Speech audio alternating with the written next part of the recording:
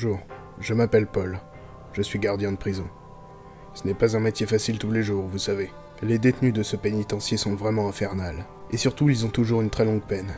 Je vais devoir supporter certains d'entre eux jusqu'à la fin de ma carrière. Hier, le détenu numéro 3458 a pissé sur l'un des gardiens. Et le détenu numéro 569 n'arrête pas d'hurler et de nous supplier qu'on l'achève. Ou parfois il nous maudit, on a tout tenté. Lui couper la bouffe, la flotte, des coups de bâton. Pas moyen de lui faire fermer sa gueule. Mais c'est qu'une infime partie des détenus, il y en a des milliers dans cet immense pénitencier. Mais il y en a un seul qui est très calme, et qui ne se fait jamais remarquer. J'ai énormément discuté avec lui, et c'est un homme très souriant et sympathique. On pouvait discuter avec lui de tout et de rien. Mais c'était sûrement l'homme qui avait la plus grande peine du pénitencier. Il était condamné à la prison à perpétuité, sans possibilité de remise en liberté. Je lui ai donc demandé pour quelle raison il était là. Il n'a pas répondu, et son sourire s'est transformé en visage sans expression. Il n'a pas dit un mot, et il est retourné se coucher. Je sais pas pourquoi il a si mal pris ma question. Je me suis donc renseigné sur son passé, mais je ne connaissais même pas son véritable nom.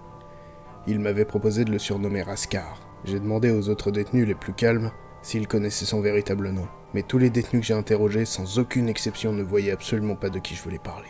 J'ai donc demandé aux autres gardiens, mais eux non plus n'avaient aucune idée de qui je voulais parler. C'était très étrange. Je suis même allé jusqu'à demander au directeur du pénitencier s'il avait des informations sur cet homme. Il m'a dit qu'un détenu se faisait effectivement appeler Raskar, mais il s'est évadé de la prison il y a des années, et n'a jamais été retrouvé depuis. Nous ne parlions donc pas du même homme, étant donné que celui dont je parle est sagement dans sa cellule. J'ai donc invité l'un de mes collègues à aller voir cet homme, pour qu'il puisse m'aider à avoir son nom. Mais en arrivant devant la cellule, elle était complètement vide.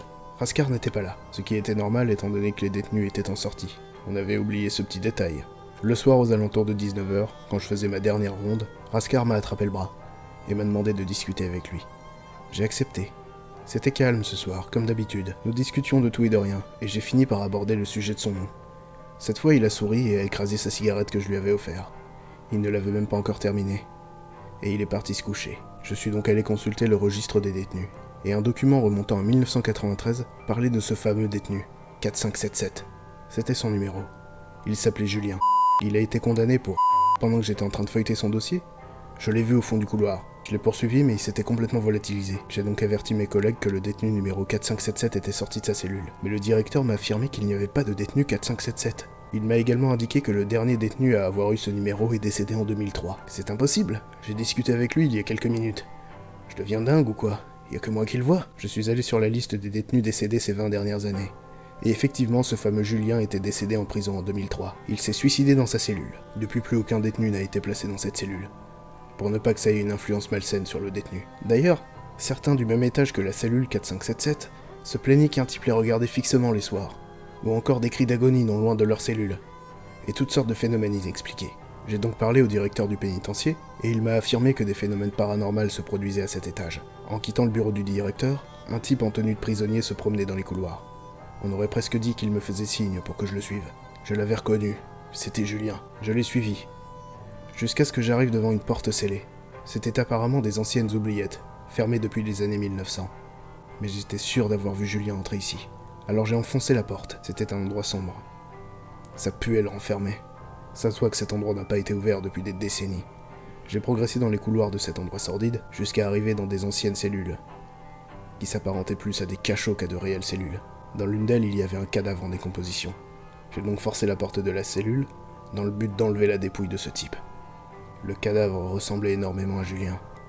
Au moment où j'ai ouvert la porte, j'ai senti un énorme vent me traverser, puis une voix lointaine me disant merci, comme si j'avais libéré l'âme du défunt.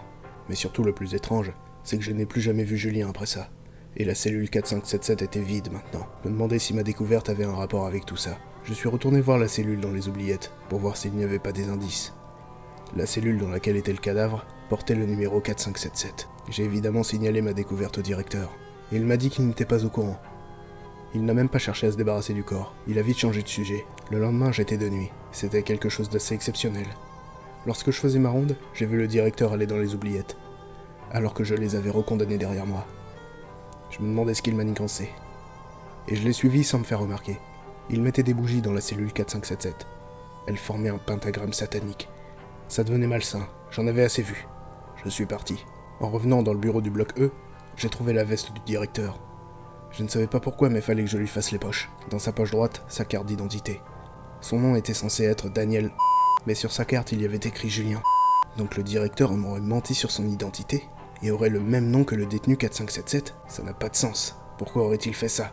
Alors j'ai décidé d'aller sur la tombe du détenu 4577. Mais sur sa tombe il était écrit Daniel. Et non Julien. Pourquoi le directeur aurait repris le nom du détenu ? À ce que je vois, tu as découvert mon petit secret.